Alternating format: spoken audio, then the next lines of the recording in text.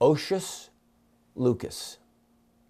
He was the name of a monk, a priest, and he was also, it also became the name of the monastery that he founded.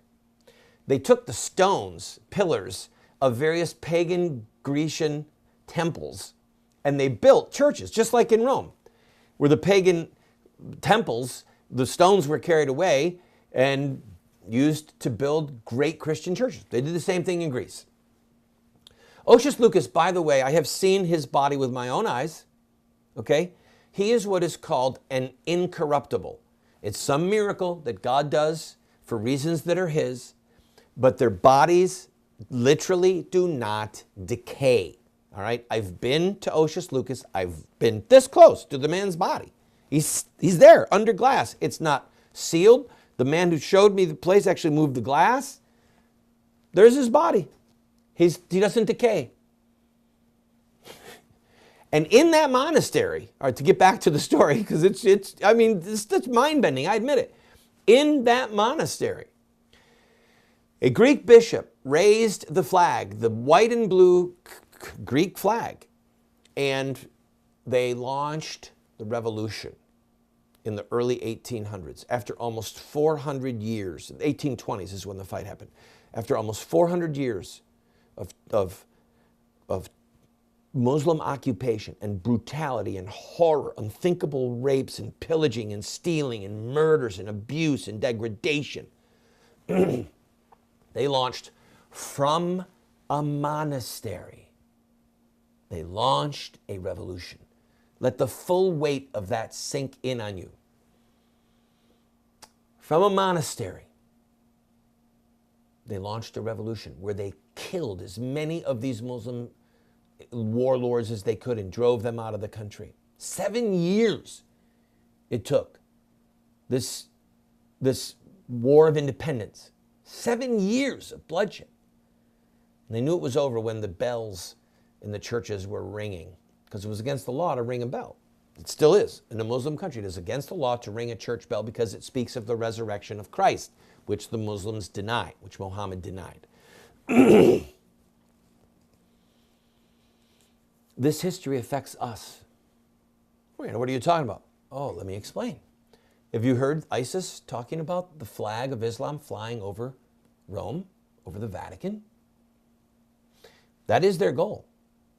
And they almost pulled it off. They took Hagia Sophia. New Rome, Constantinople, was a more important city than Old Rome for quite a while on a number of levels, politically and religiously. They took the jewel of Christianity and obliterated it. And then they tried to get to Rome. The Battle of Lepanto. This is the most important naval battle in human history. And most of us have never heard of it. It saw the largest killing, one-day killing in warfare from the time that it happened. I believe it was 1571, October 7, 1571. Look at these images of the Battle of Lepanto. Over 30,000 men were killed. The Christian League, and led by Don Juan, who was an illegitimate son of one of the emperors of the Holy Roman Empire, they obliterated the Muslim army, the Muslim navy. That navy intended to get to Italy. Do you see how close by water? They intended to go and to take Rome. And then they said, all right, we can't do it by water. So earlier than that, they tried in 1529 and then again in 1683 to take the city of Vienna. Look at this map. Look at Vienna sitting there, a straight shot into Italy. And then if you go to the west, all of Europe is open. Look at how long a stretch they have where they're going to have free reign until they reach Paris. Vienna almost fell to the Muslims, people, and they were able to almost take Vienna because they had captured Constantinople, and they were able to use that as the base from which they would launch their naval warfare, which was stopped at Lepanto, or which they would launch their land warfare, which was stopped twice in the city of Vienna. And if it wasn't for these victories in Lepanto and in Vienna, most of us watching this program right now would be speaking Arabic, and we would be Muslims. Because that's what happened in Constantinople.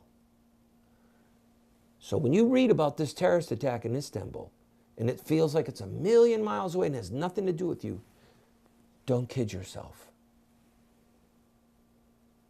Rage, fear, compassion, grief. These are the reactions that we need to be having as we study this history, because it will help propel us and equip us for what lies ahead of us. Don't go away. We're going to continue